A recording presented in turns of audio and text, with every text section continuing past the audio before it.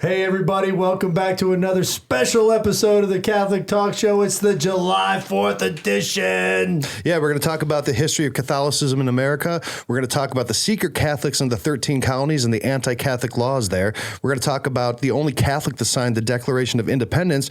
And we're going to talk about how Catholics got the words "under God" added to the Pledge of Allegiance. America, let freedom reign, baby. USA! USA! USA!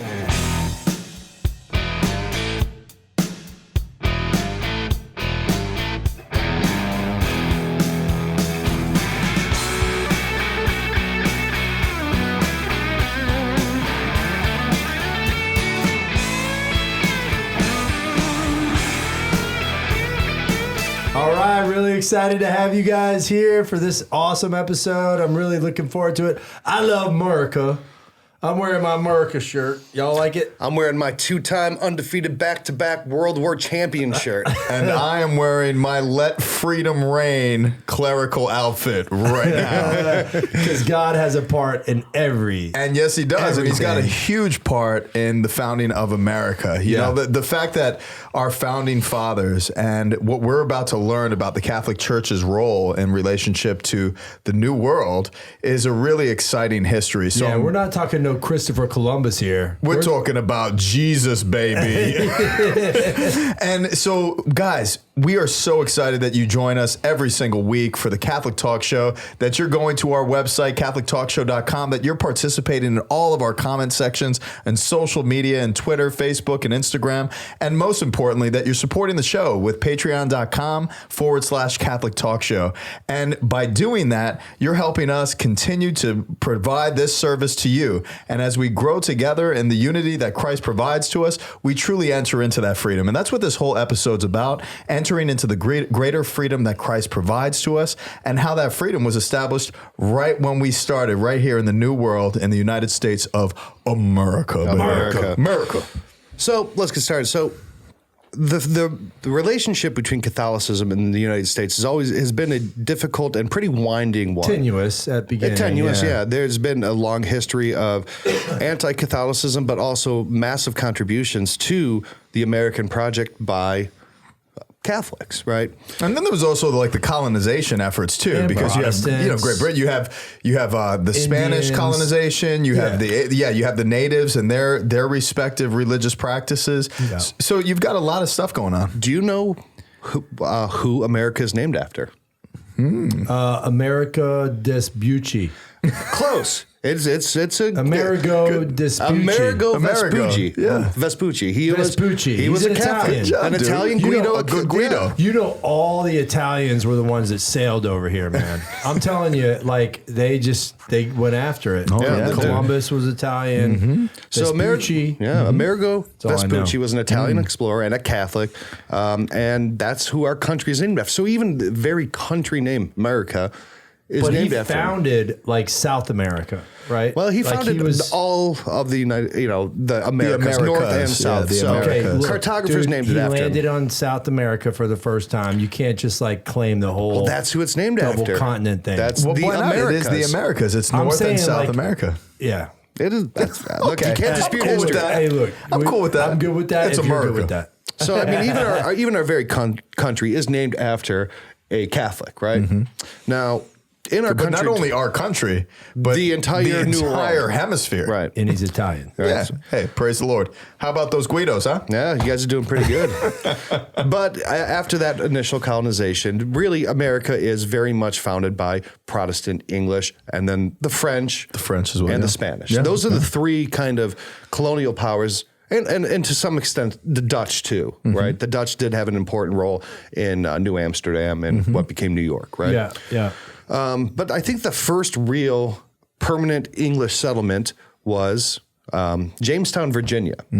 Now, Jamestown, Virginia was a colony started by Protestants from England coming over for religious freedom because they thought even the Church of England was too religious-y, right? Yeah.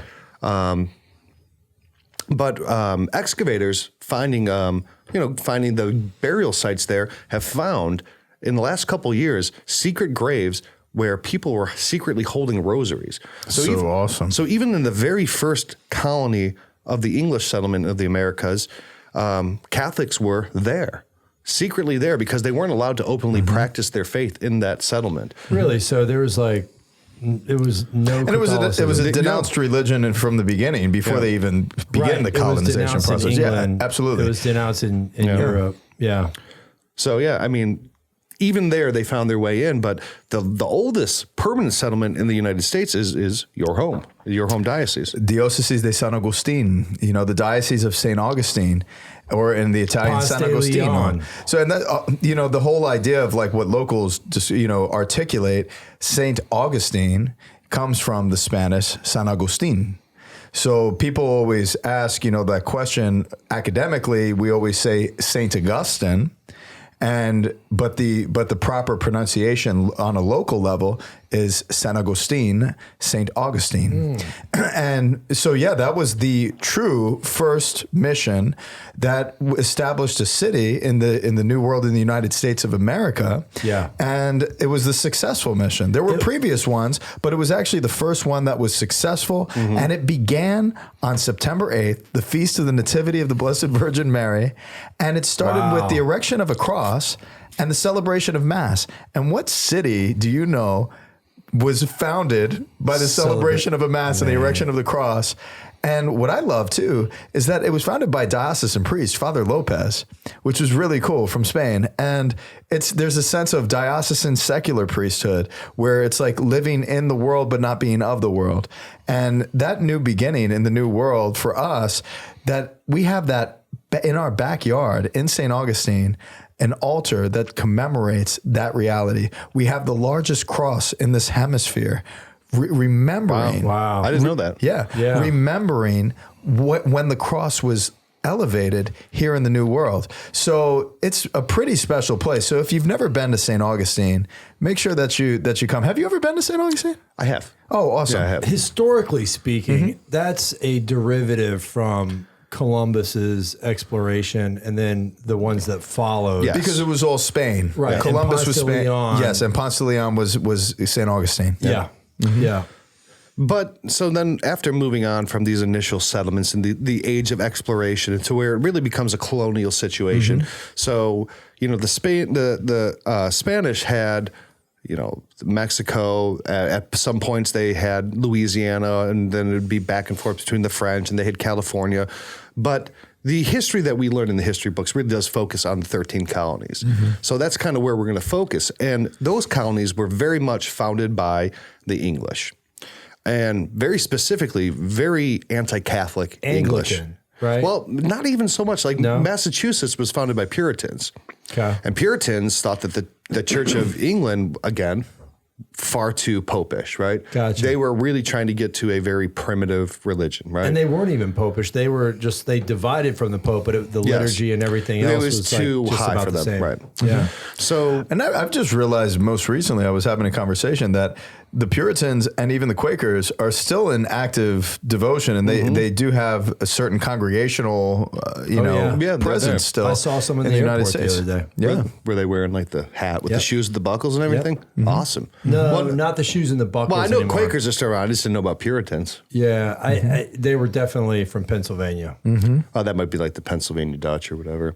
Yeah. So anyway, I mean, these colonies, if you look at the laws of the colonies, they had specifically anti-Catholic laws. For like the colony of Virginia, Catholics were not allowed to settle in Virginia. Really? 1642, they passed an act. So no the Catholics. 13 colonies were very anti-Catholic? Extraordinarily anti-Catholic. Wow. I didn't know that.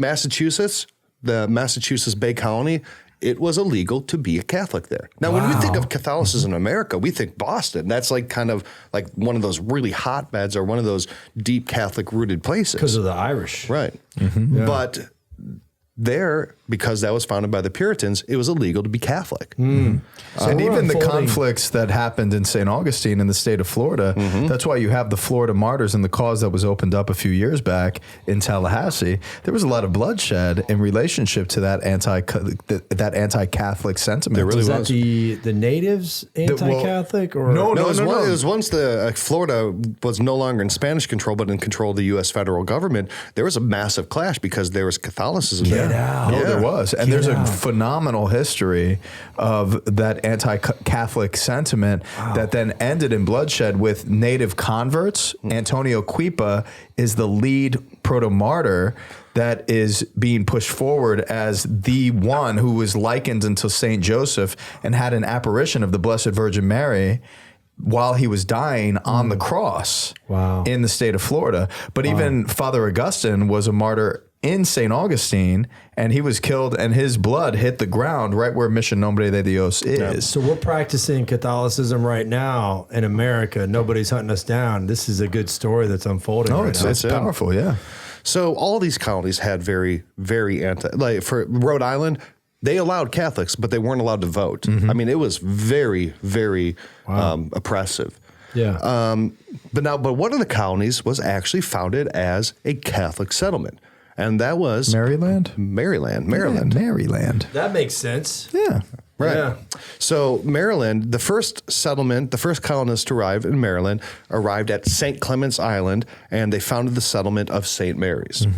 Now, this was considered kind of a safe haven for Catholics coming from England, because there were still a lot of Catholics in England at the time under really heavy oppression. But George Calvert, he was a Catholic, and he made a safe haven, and so this was the place where Catholics in the New World, in the 13 colonies, could come. Like where they welcome them. Yeah. Yeah. But it didn't last. Really? No. So in 1692, the population kind of shifted because the colony was doing well. So more and more English were coming over, and more English were C of E, right? And they overthrew the Maryland government and officially installed the Church of England by law as the official colony government, state religion, and they forced Catholics to pay incredibly high taxes, so much that they really couldn't afford to live. So they tax Catholics just because they were Catholic higher. They outlawed in Maryland the Mass and sacraments and Catholic schools. Jeez. And Baltimore was like eventually became the seed of Catholicism in the United States. Which is another story we're unfolding here. Yeah. It really is. And what I love just in my own personal life, I'm still a young priest. I've only been a priest into my 7th year. And where I'm from the first mission, Mission Nombre de Dios, the successful mission. And then I studied for my MBA in film producing and telecommunications out in San Diego, where the first mission of the state of California was. St. Junipero Serra founded that church. And there's martyr's blood there, as well as St. Augustine. Father Luis Jaime was killed in that evangelization effort. And now, I look at how God has led me into preaching missions in different parishes and different settings. The first real true mission that I preached was in Baltimore, Maryland. And I went out to Germantown and preached at St. Elizabeth Ann Seton, which happened to be my first parish. Yeah, fantastic. Well, Dominique Seraphim is there. Big shout out to her and her brother, woman. Father Pierre Toussaint with the CFR is one of my best friends. Her brother. Yeah, her brother. Yeah. And so we're actually going to preach a mission together. You gotta let me know where that's It's going to be legit. Oh my gosh. But to be able to connect with that mission territory as well, and then the mission in San Antonio and the missions in Texas, and being able to visit all of the missions of the state of California, tapping into our roots is so important because it is the foundation of our faith in the United States of America. And there's been a lot of persecution, a lot of martyr's blood, as well as that struggle of being to proclaim truth, to proclaim the good news. It should be met by that type of confrontation and persecution. Always will. Because it purifies it. Always A lot of blood has been let to enable you here in 2019 to practice your ministry, and so freely. Yeah, that's pretty Martyr's powerful. blood. Yeah. So Maryland that was the place for Catholics, but that is essentially the primatial see of the United States. Yeah. That was the first bishop. Now, before that, during and just before and just after the Revolutionary War, Catholics in America were under the jurisdiction of the Catholic Bishop of London. Now, there was no Catholic bishop in London at the time, but that was the suffragan bishop, right? They they be under their ordinance. Now, after the Civil War, they petitioned Rome because they said, look, we're here now. There's enough of us. Let's get some real infrastructure here. So they petitioned Pope Pius VII and said, can we have a bishop? Isn't that the Pope Pius clock up there? It is. So we have a clock that for all 12 It's kind of Piuses. cut off on the thing, but yeah. There's a Pope Pius clock up there. There's 12 Pope Piuses. You get the 12th, this is the 12, and then you get the 1 and then the 2 and then the 3. It's And a the Pope 1 and the Pius 2 clock. and the 3. So You sound like laughing Frank Caliendo, like doing a John Madden impression. Forget about it. Take the turkey, you put him in the duck. Is it the ducking? So the first bishop in the United States was Bishop John Carroll of Maryland. Yeah. He's got high schools. Now and remember stuff this name because we're everywhere. going to get to this in a second, right? Yeah. Mm-hmm. But on June 6, 1784, Pope Pius VI confirmed that he was going to be the bishop there. Mm-hmm. Now, Baltimore it is not the primate of America. Now, most countries or most regions, the first bishop of the area is the primate of that area. There's like the primate of Italy or the primate of Ireland or the primate of Germany. But Baltimore does not get that right. But they are granted special, Faculties. They have a prerogative of place is the official term. Right. Now, so when there is maybe like a plenary meeting, they don't have the primate right, but they do get that honorific deference. So, first Catholic bishop, John Carroll. The Declaration of Independence was only signed by one Catholic. Out of all the people who signed it, only one, because they weren't trusted, they weren't integrated into society, and the people who signed the Declaration of Independence were pretty influential. They were the people who can make society swing, right? Yeah. Who was the Catholic that signed the? I didn't know John this. Carroll. No, I just made his that up. cousin, Charles Carroll. Yeah. And That's do you what I know was what? saying. He had such a huge influential family, the Carroll family. The Carroll family really, you Catholic Americans, look up the Carroll family because we owe so much to this Absolutely. family. Really? Absolutely. Wow. Carroll family, the Gibbons family. I'm recalling different families that I studied in seminary. It was a while back, but Families. families. The Delacroix family. Yeah. He's kind of shining you up right now with the families we got to honor right now. Familia. We started with that Guido that came over to Medico. Medico Vespucci. So I think the Familia. most famous signature on the Declaration of Independence is John Hancock, right? Everyone knows what that signature That's the looks whole- like. yeah. It's in the middle. It's really big. Yep. He was ostentatious, and it was a real thumb. thumb in the eye to the king, right? So you could tell his kind of mindset when he was signing the Declaration of Independence.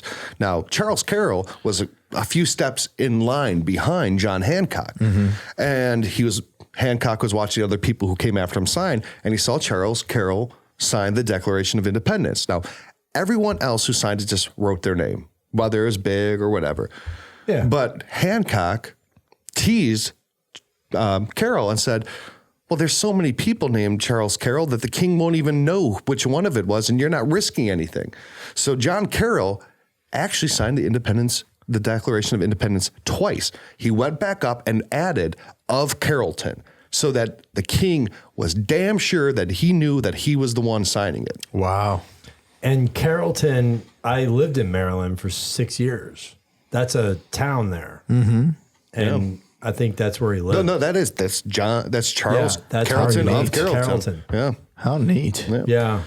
So before this in the colonies, there's a lot of anti-Catholicism, but now everyone has to kind of band together a little bit.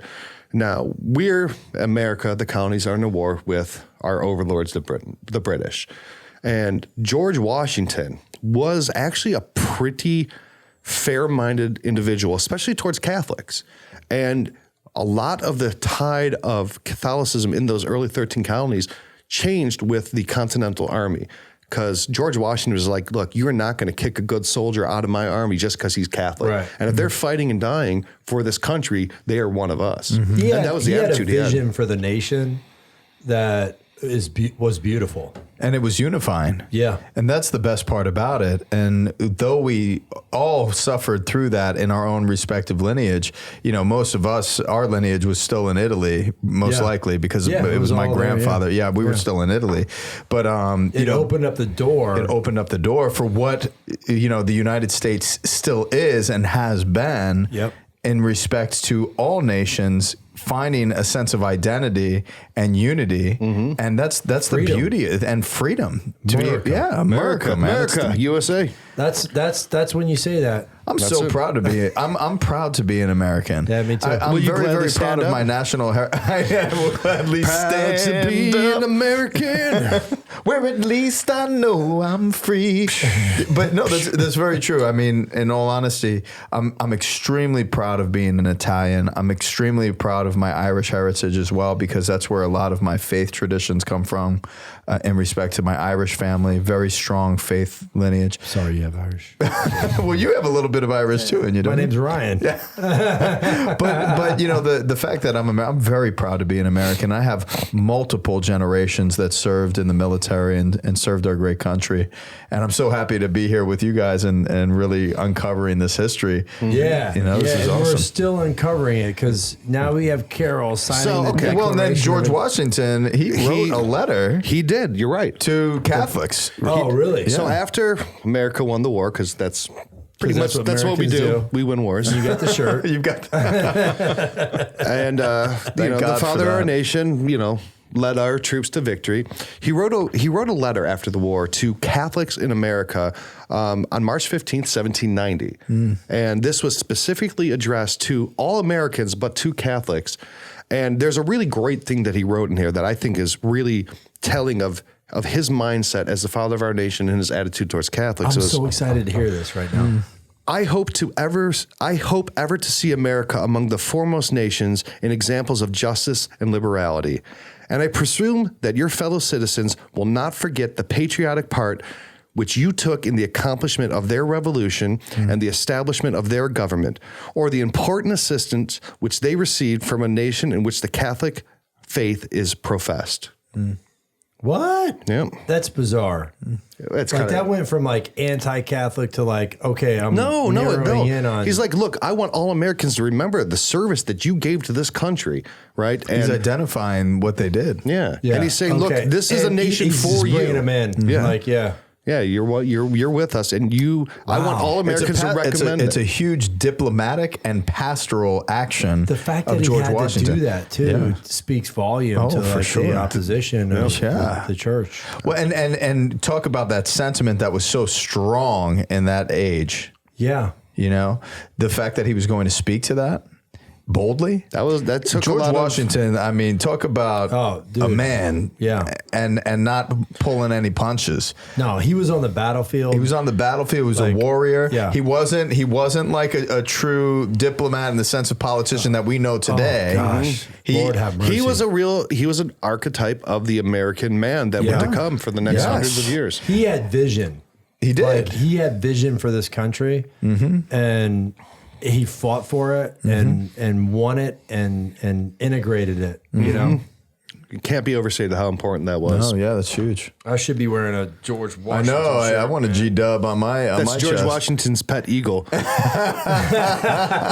Augustus, come to me. Get the red coats. For those of you who are only listening to the podcast, I you got a sweet shirt Yeah, on. you should definitely tune it's in. an American eagle with an American flag, bandana, and sweet aviator glasses and a mullet. It's absolutely epic. Can't- You just You have to see it. America.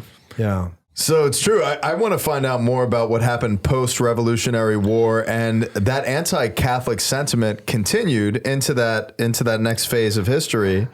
Yeah, I would say that it went from being like an institutional hatred to almost an irrational fear and a hatred, and it gave rise to some of the ugliest moments in American history.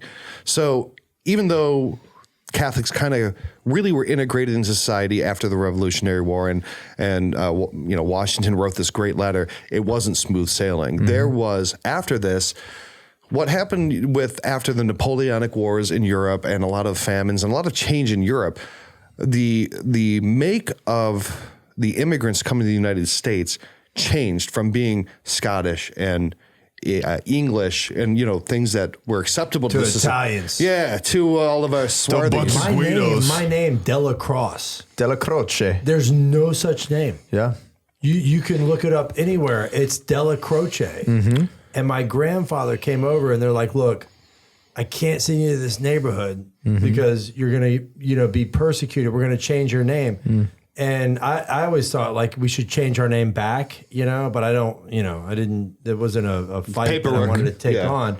Well, not even paperwork, but I'm a Della Croce, of the cross, and that's beautiful too. But the reality is a lot of Polish people, a lot of Slavic people, they came here, they changed their name. Yeah. It was and some of it was imposed. It really was. Yeah, it was fit into like what our projection of America is instead of just welcoming people. So I mean, even like you look at immigrants and it's like, welcoming immigrants. That's no way to welcome an immigrant. You come in, you're like, you need to change your name. Right. So I had a little bit of vitriol for that, for a little while. So I mean, there really was the case that the complexion of immigrants changed, and I think we're drastically, and we're seeing this in our own society today that people don't want people other than themselves. Right? They just don't. That's a thing that people do, and it's pretty ugly. But that was happening to Catholics from Germany, from Ireland, from Italy, from Austria, from more Southern European nations. And it really gave rise to a very, very strong anti-Catholic and xenophobic reaction to all these swarthy, popish immigrants coming over and taking over their prim and proper Protestant country. And it became very wild. And there was a political party that gave rise, that came to power during this called the Know Nothings. What? The Know Nothings. That was... When was that? This is in the 1840s. So this is... Ryan, you know nothing. You know nothing, fool. Hey, I'm in the Know Nothing party. You're in the Know Nothing party. I'm the leader of the Know Nothing party. So... Originally, now everyone knows now that we have Democrats and Republicans. But when the country was first founded, we had Democrats and Whigs, right? George Washington was a Whig. That was the political party. When that party kind of collapsed in the 1840s, there was a power vacuum, and the Know-Nothings filled that, right? But one of the very core things was that the Know-Nothings believed there was a Romanist conspiracy to subvert civil and religious liberty in the United States. And they really sought to organize that only native-born Protestants would be allowed to be in positions of power and defend these beliefs that they had of how the country should be. What do you mean Romanist? You like that Pope dude? Papists. Oh, okay. Yeah. Gotcha. So that they made him into a cult. Yeah. Yeah. So sometimes they were called the nativists. Other times they were called the Know Nothings. Have you ever seen the movie Gangs of New York? Oh yeah, great Leonardo DiCaprio movie. Oh, dude, you'd love that movie. It's about the Irish immigrants coming to New York, and that is the Know Nothings. That is that party. That's that whole movie is about that fascinating movement. historical perspective of this. And if you haven't seen it, it's worthwhile. It's amazing. It's a little violent, so you know, it really if kids is, are listening, it may not be a little too intense. Maybe I shouldn't watch it. Yeah, so I think Della Croce, you might need to get your wife's permission. Yeah. So okay. Have her fill out a permission form. Okay. I got goosebumps right now thinking about it. Are they Dolly Parton goosebumps? You gotta cut that. Sorry. Cut the Dolly Parton. Sorry. He's bringing something from the Yes, other I show. can't help it. Leave it. Yeah.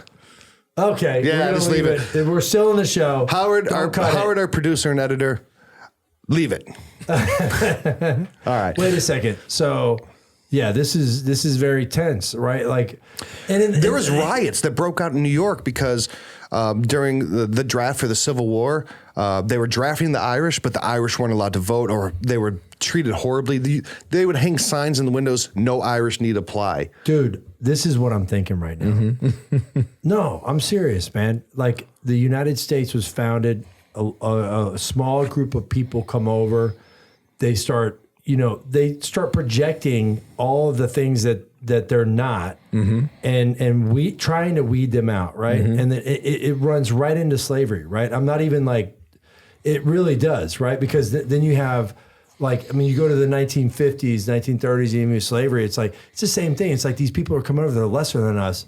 It's just like this fear that we have of like the other. Right. Oh, yeah. Right. And the attitude against the immigrant, the attitude against the Irish, the attitude against the Italian, the attitude against the Polish, the attitude against all the Catholics, all of these different attitudes. Because when you think about it, how were nations governed back then? Back then, it was, look, we have one single creed and one single system. And that was the way it was manageable for these small, unorganized, unmodern governments to keep a people together. Yeah. And it talk about a battle royale. I mean, it was. I mean, they were battling for leadership in this new world, in this new country. Wow. So the Spaniards, the French, the British, but that speaks to just the national tensions of where the greater Europe was in that place at that time. Yeah. So, of course it's going to be that. And we still have those attitudes even still today. And they may not be so specific within our lineage where we're from. Right. Like I'm an Italian or I'm, it's socioeconomic. Yeah, it's socioeconomic. It could be it could be the color of your skin. Yeah. But even attitudes that certain people have toward people from the Middle East or people from, just attitudes that can develop because you're a foreigner and you're an immigrant. And there's an attitude there. Yeah. And that is not, what America is. Yeah, that's not what America was founded upon. And I think George Washington has the voice here that we need to listen to once again. And I'll make sure that I post that letter in full so that people can read it. So now these know-nothings, they did a lot of anti-Catholic campaigning. They put out pamphlets, very popular pamphlets, like accusing the Catholic Church of bizarre satanic rituals, that the church was kidnapping women and forcing them to become nuns. There is this one really absurdly outlandish book called The Awful Disclosures of Maria Monk, totally fictional, proven to be fictional, where they said this woman was kidnapped and forced to be a monk. I'm sorry, forced to be a nun. You're going to be a monk. We're going to shave your head. And the backlash against this book was so bad that there was a Ursuline college and nunnery up in Massachusetts, and a mob came and burned it down. Oh my gosh. Wow. Yeah, I mean, and like... So out of this know-nothing movement and this xenophobic anti-Catholic movement, that's where the distillation of a lot of the ideas of the Ku Klux Klan come from. KKK, yeah. And the KKK are founded, they're three things: African Americans, Jews, and Catholics. Yep. So I got a story. The Spanish priest at Immaculate Conception. Yeah, Father Leon. God rest his soul. The guy cooked a horrible lunch. Oh, dude. He made you eat with him every time. And he had chicken in his freaking freezer that was like 10 years old. Yeah, years old. But I'm going to tell you something. I respect that guy more than anybody that I've ever met in my life. Yeah. This guy stood up to all of the Ku Klux Klan. I mean, he was from Spain, so he had no idea. He's just like, no, man, love everybody, right? So he came from a completely different, demographic, completely different area. Comes over here and he's like, why are you guys whipping these dudes? What are you doing? Stood up to him.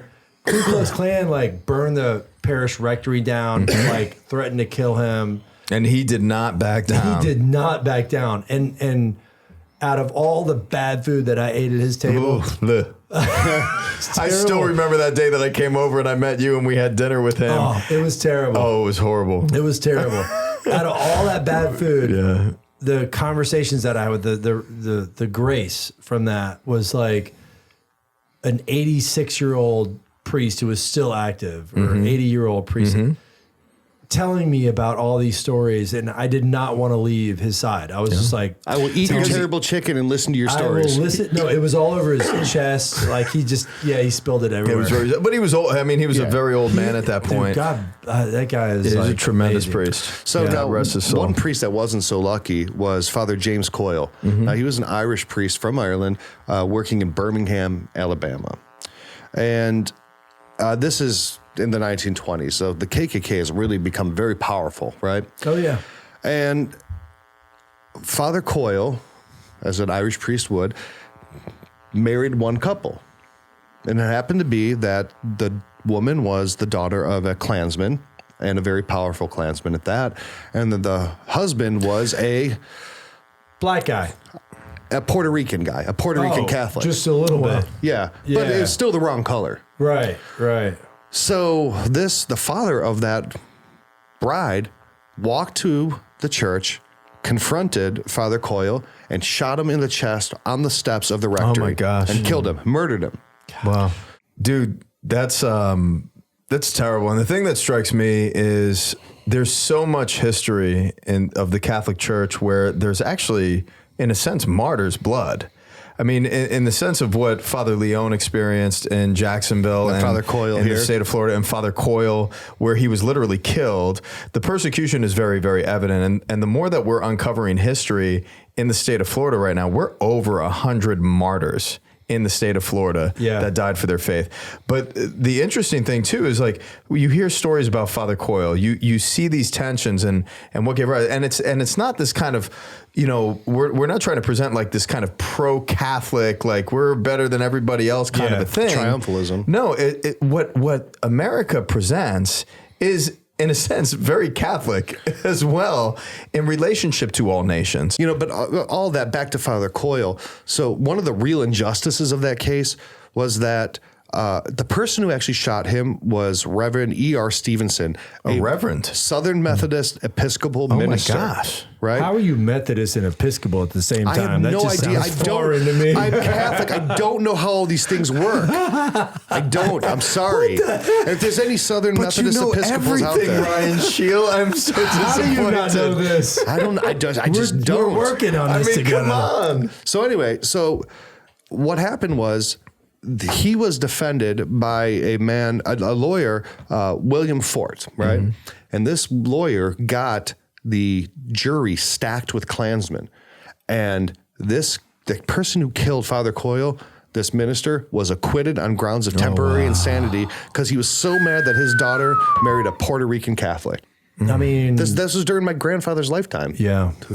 You know, I mean, injustice, people, it's everywhere. It's all the time. And it's been in quits. every generation. Never quits. It's been in every generation. And that's what we have to be sensitive to. Mm-hmm. But we always have to keep our eyes fixed on the horizon of greater virtue and development and progress as a people, as a society. And America. Yeah, because we are a free people. Country. This is a phenomenal. There's no country like America. Yeah. It's evolved and changed and adapted. And there's always growing pains with that kind of change. Absolutely. And we're seeing that now, but I have less hope for this current culture to be able to overcome these challenges because of the lack of depth and the lack of ability to have a real open debate conversation and seeing another person for who they are, not just as a avatar for some political stance or some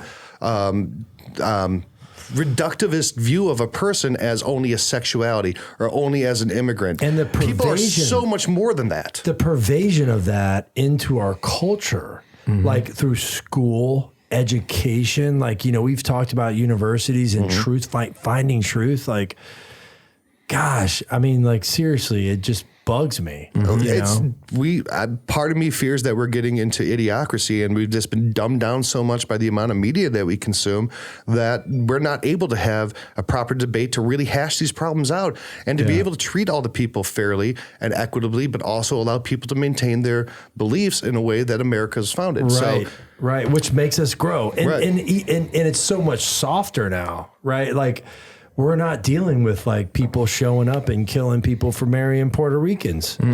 You know, we've come far. Not on a large scale. That stuff does happen. So that's not to minimize the individual cases that happens, but it's not the same as at these times. And you could even look at, you know, people dying in the Orlando shooting at the nightclub, for example. Yeah. So, you know, they clearly died because they were homosexual. Yep. So, but the issue that Scheel brings up is such a good point, because it's superficial realities. Right. We're talking about someone's sexual attraction. Right.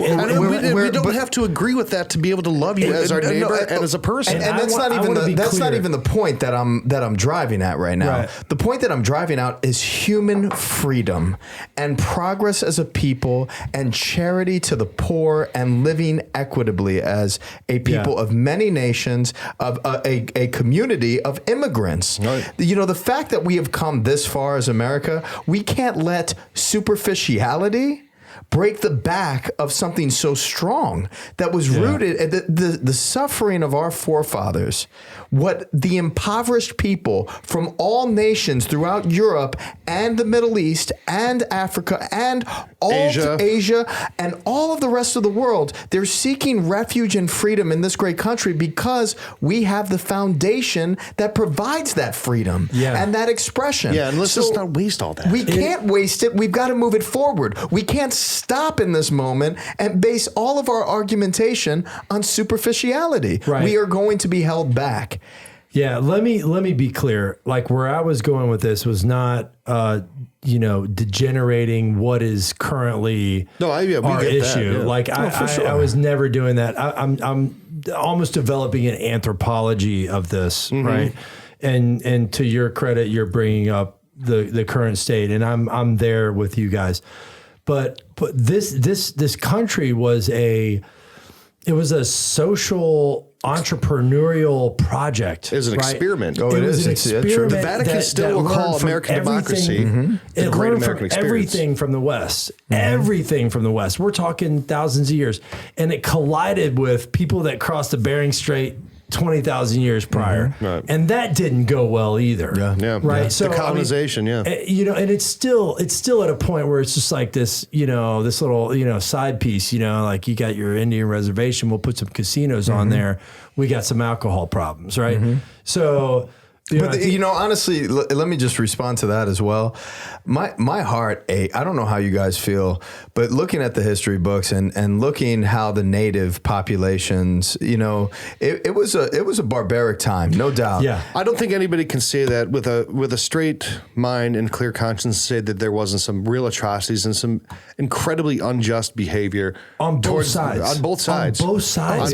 It was not. It was not one-sided, but no. But it was very much a colonization, and it can't be denied. But that also can't change where we are now. We have to be able to deal with it historically. Yeah, I think I was speaking more to my insensitivity with like the anthropology of America, for sure. Where we are today. I haven't even come there. My mind and all the things that you're sharing, the depth of this really is like bringing this whole thing to my mind right now. And I'm like, whoa, I'm trying to track it. But the generation itself, in truth, because the greater majority of the entire world, we could look at it and say, yes, the Native American population suffered. Yes, the African American population suffered. Oh, absolutely. The Catholic Italians, immigrants, the Catholic, the Polish, the Irish, my grandfather, whatever. Yeah. But we can, or the Islamic Muslim immigrants, or today, yes, correct, and homosexual, sexual attraction. Right. The point is. It was a suffering world. It's still a suffering world. And the generation of what is becoming and what we have right now, we could revert back into a extremely violent world. We could. And we could fight each other over sexuality, nationality. We could fight each other over what our skin color is or what it's not. But we're not now. But we're just warring with words right now. We're warring with words, but we're not even speaking philosophically or intelligently about any type of dialogue that would actually benefit an entire people. There's nothing productive. There's nothing productive about where we are on a dialogical level right now. I agree. It's not happening. We need to turn this podcast into something more celebratory. Can we do that? Well, because it's the 4th of July, baby. Where's the fireworks? I think it would be revisionist if we didn't address some of these things. Yeah. All right, and we're back down talking, into the hole. And this is America, and it's Independence Day. Yeah, and that wasn't an easy thing to accomplish. No. That's independence is like a birth. It's giving birth to a nation, and it's a nice way of saying "Shut up, Brian." There's labor pains. Labor pains. So after this Know Nothing movement and the Ku Klux Klan, there was really a pretty hard anti-Catholicism. Now, the first person to ever be nominated for the presidential election was a Catholic man, a governor of New York, Al Smith. Al Smith. Al I Smith. like the name. Al Smith. It's easy to remember. Now, you probably still hear Al Smith's name, that every year in a presidential election year, there's the Al Smith dinner, where you typically the Archbishop of New York will preside over it. Wow. And the two candidates get together and they make fun of each other. They roast each other. roast, yeah. Cool. And it's a roast. really cool thing. Now, Trump didn't do it, I think, the last time around. I don't know, maybe couldn't take a joke, whatever. Yeah, probably not. Yeah, whatever. But it's a really great and venerable tradition, and it's still named after Al Smith. Now, Al Smith That's cool. was wildly. You think politics are bad now, and they are disgusting now. They really are. But the things they said about Al Smith were absurd. They said that Al Smith, if he was elected, would immediately begin taking all of his orders from the Pope, and that America. This is not a roast. No. This is what the Know Nothings and the vestiges of the Know Nothings and the nativists and the KKK spread about them. They said that if Al Smith was elected, that America would be taken over by the Pope, and that all of the orders of the president would really be directly coming from Rome. Yeah, it's pretty crazy. That is. Well, Yeah, that I mean, reminds like- me. That reminds me of JFK too, because Right. almost Oh, the yeah. same exact thing happened to JFK. But that was 40 years later. Yeah. And Yeah, that's like, you know, and you think that we would have made a lot more progress in this kind of in the uniformity. Catholic Church, But- even though it was very substantial by that time. No, for sure. You know, Yeah, and they said he was a drunkard because he's an Irish Catholic and they're all drunks, and that he was going to open the door to all kinds of immigrants, and immigrants were going to flood the country, and there's going to be Catholics everywhere. And that's not unlike what we see in the politics and the news of today. Yeah. Crazy accusations that have no Yeah, real bearing, no and that are bearing on it. salacious, that because people will sell newspapers. I almost or don't whatever. even like. I don't watch the news. Honestly, like my wife and I, we look at the news and we try to discern like what reality is from listening to it or looking at it. You know, we do that. Well, you know, Very something that I've always considered in modern day politics is the logistical system of Aristotle, and how a argument is completely dismissed when it bases its argumentation on emotion and the appeal to emotion. And that is precisely where we are in politics today. Yeah, I'm a good person because I believe that we should treat this person nicely. And it's like, let's arouse have the a emotions dialogue. on this side. Yeah. And then it's going to And then push, yeah. you know, public opinion on this candidate So down. And then we need to, superficial. you know, return it with this. And there is, you're going back. I mean, we're saying the same thing, Right. but it's an appeal, and it makes the argument fallacious and you know, Did you say it makes the argument Felicia? Felicia. Bye, Bye, Felicia. Felicia. Bye, Felicia. That's what we need to do with where we are right now. Bye, Felicia. So, yeah, Kennedy, this is 40 years later, and Kennedy was the first Catholic elected president. Yeah. Now, a lot of Catholics at the time, and even still to this day, say that Kennedy really set a pretty dangerous precedent for the way that a Catholic can behave in politics. And he gave a speech, I believe, I think I want to say that it was in Dallas, and it's called like the Dallas speech or whatever. And that he said, Was that when he was killed? No. This is why he hadn't been elected yet. Okay, And gotcha. He famously was trying to dispel, from a lot of people, they say that Kennedy himself wasn't very devout, and that, you know, his brother Bobby was very devout, but Kennedy himself, JFK himself, not terribly devout, but a Catholic, right? Allow me to say this. Hooked in. Before he was assassinated, he visited Mission Nombre de Dios Okay. What? in St. Augustine. What? Yeah. Well, he was from Palm Beach, so he was at St. Anne's in his parish. They had down a home there. or something down They had a there. home down there. I mean, that's where he was prior to going to St. Augustine. Yeah. Whatever. Went to St. Augustine. He was there. And he That's went to the awesome. mission grounds and then said, the mission of Nombre de Dios in St. Augustine, Florida, is the holiest grounds in America.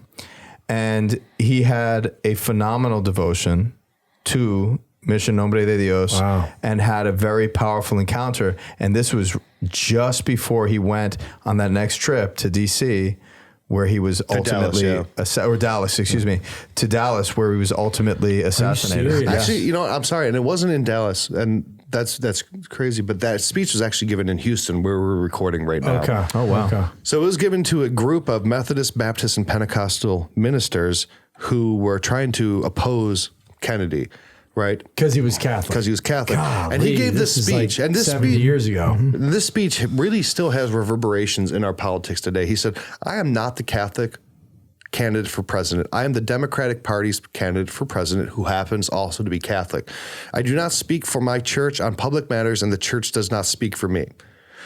That precedent has been really... I don't like that. Exactly. It doesn't sound right. And the church leaders said, dude, you're copping out. You are saying whatever it takes to get elected. And you'll still see people... They really stood up to him? Because yes, they did. They don't stand up to anybody. Well, they don't anymore. Yeah. But they did. But now you still see politics say, well, I'm personally opposed to abortion, but I think whatever. I've heard that so many times. Dude, it's like the song and dance. You're and like, we know what? exactly which party that's coming from. My brain is hurting from listening to you. But you see it on both sides where, well, I'm personally, my religion, this or that. And this kind of mindset where you can divorce yourself, your person in your service to your country as a representative from who you are is schizophrenic. Yeah. It's saying, I will do whatever. I'm sorry for the term, but I will be a whore to just get whatever things that people who vote for me will get across. If I could, I've received a few people pastorally that are in public office and they are Democrat, right? I've been listed from early on as Democrat. And when it comes to specific things, like they're representing an ideology, and they will feel in a certain direction very, very strongly, as Catholics believe, pro-life. But they also, the reason why they are democratic is because of the economical system.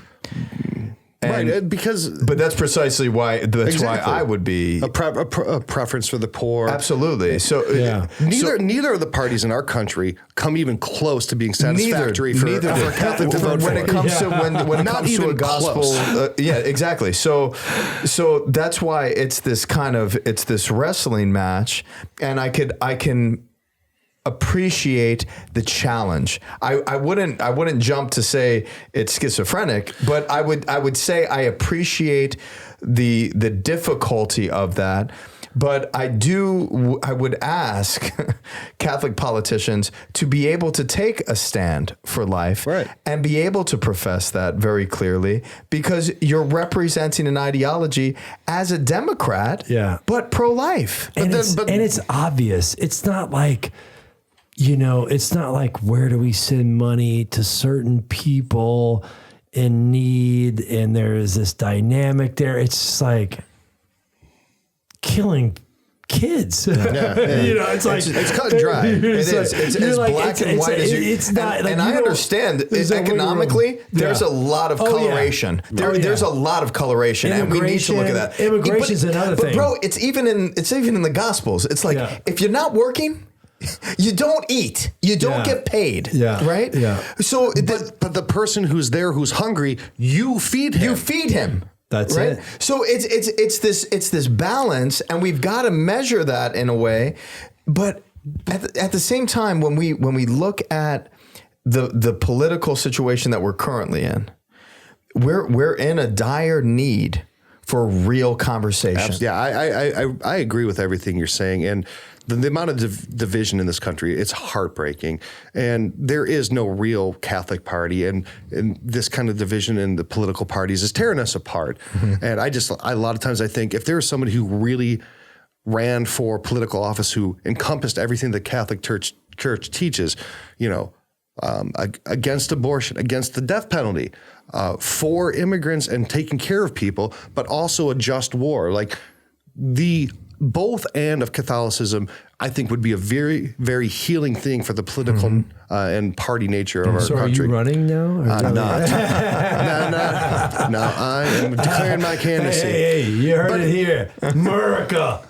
But there's one thing that I think that we can all agree on. Every American should be able to say the Pledge of Allegiance, and that should be able to bring us together. Yes. Our flag, our symbol of our national unity is something that, no matter who you are, is something that is unitive. And you got a good story behind that. And my favorite part of the Pledge of Allegiance is the humility of the words, under God. Under God. Under God. Mm-hmm. That's how every life should be lived. Yeah. Now, do you know how it got there, those words? Knights of Columbus. That's it. I got it from the show notes, ladies and gentlemen. I'm cheating. Ryan Delacroix read the show notes. I cheated.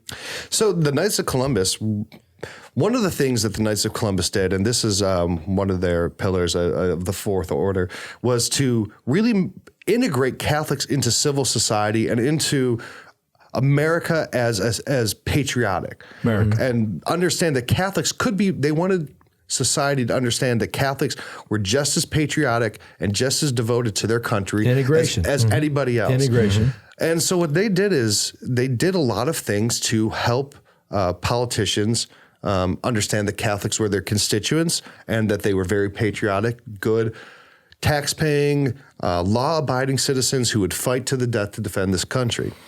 So one of the things that they did as part of this program was to petition multiple politicians to get the words "under God" added to the Pledge of Allegiance. And they were a powerful. They are a powerful they still are. group in the United States. We Billions, are. Right? No. I'm a fourth degree knight. You are. Are you a knight? I got knighted. I'm one of their online members. Their new things. Yeah. Oh, I didn't know about that. Listen though. Yeah.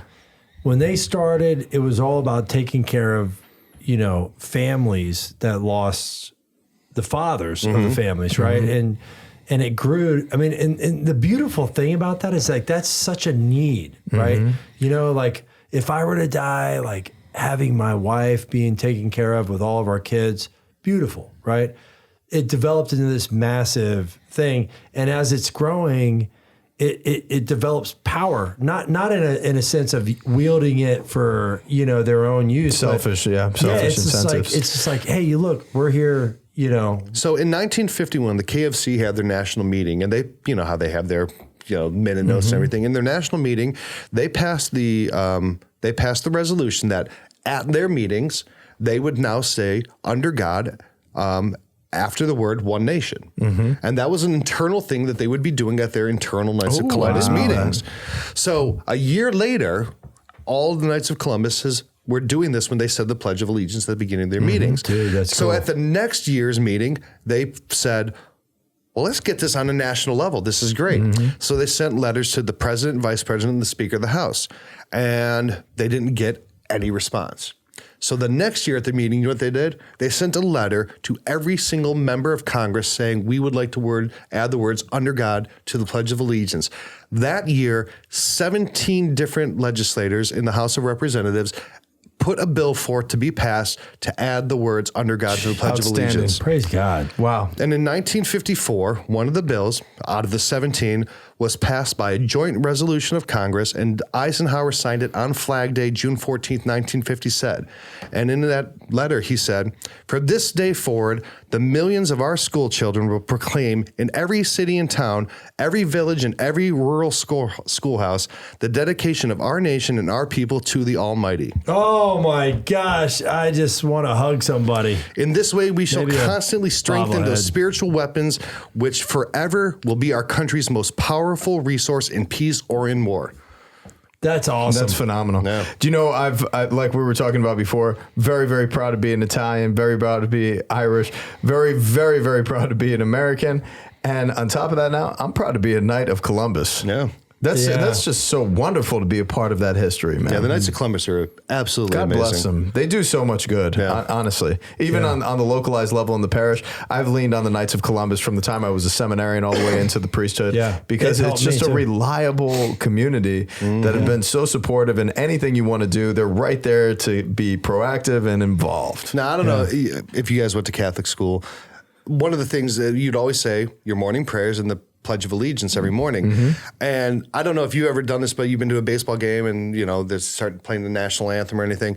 And I'm sure of our listeners have done this. You start saying the Pledge of Allegiance at the end, you say amen. Because you're just so trained to do that. You ever do that? I have done that. Yeah. I've done that. And that's probably because of my liturgical experience of just celebrating Mass and liturgy hours every day. And One ritual. nation under God. And I Amen. have. Yeah. I have to say this. When I was a youth director in Flagler Beach, Florida, I was involved in the Knights of Columbus. I became a 4th degree in honor of one of my substitute teachers who used to send me to the principal all the time because I was getting in trouble. And we became the closest of friends when I went through my conversion and I started getting involved. And I became a knight in honor of him, Carlo Tempesta. God rest his soul. He's since passed away. And when he passed away, it was like 2 months later, I was at a dinner dance that the Knights of Columbus put on. And me and his wife, Mary, we won the dance contest that night. I danced with her all night. It was beautiful, dude. And but we always finished every single dinner dance at the Knights of Columbus in the hall with the Star Spangled Banner, and we all sang it together. And that's the thing that kills me. Beautiful. It kills me because in that moment where we were all crying and tearing up from a beautiful experience as a parish, I had to pull out a couple of hankies. Oh, wow. It's shocking. He pulled out his American flag. My American flag. But, the thing that strikes me when we all sing the national anthem together is that we are one nation under God. But so often in modern expressions and song of the national anthem, it's like one artist who comes out and plays. Yeah. And it's just so singular. No. I want to be like other countries that sing proudly, collectively together, and we need to sing out our national heritage. Dude, that's a great idea, Yeah, right? You go into a stadium and you're like, nobody's singing it. Nobody's singing. We're all singing it. Yeah. We are all singing this. We're in this together, that's people. That's what we need to get back to, man. Yeah. America, baby. USA, USA, USA. Yeah, I love this country. And I still have hope for this country. I do too. I know there's divisions. I know there's people that I disagree with. Yeah. But I do fundamentally believe that they have the right to hold those positions that I disagree with. Absolutely. I will love them. I will love them. But let's talk about it, dude. Let's figure this out, man. I mean, even through the talk, right? Talk is the biggest hurdle. But through that disagreement, even let's have a meal. Pain, let's have a you, beer. Man. I love you, brother. We are sister. in an awesome country. And let's never forget, we are one nation under God. Amen. And we are one nation we under should one be God. Indivisible. Yes, we should. Indivisible. I think we should say the Pledge of Allegiance, honestly. No, but for all you guys out there partying today and enjoying your hot dogs and your hamburgers and your beer and whatever you do, like, we hope this podcast has brought something to your ears where you can appreciate our country more, because it's brought a lot to me. Yeah, and we did this from the Catholic perspective, but there's been so many people that have built this nation. So many people have lost their lives. So many people have dedicated their lives. So many silent heroes. So many valiant heroes. And so many regular people who just day to day went to work and became the fabric of this nation. That you really got to take some time today to reflect on that, and all of the people that came to make this nation great and the place that we live. Yeah. It's amazing, man. So we want to just say, be safe out there for the 4th of July. Remember why we're celebrating it, and let's have a vision for the future together. And how about we finish with the Pledge of Allegiance? All right. I pledge allegiance to the flag of the United States of America and to the republic for which it stands, one nation, under God, indivisible, with liberty and justice for all. Amen. Happy 4th of July, everyone. Peace. Thank you, troops. Thank you, veterans. Yes.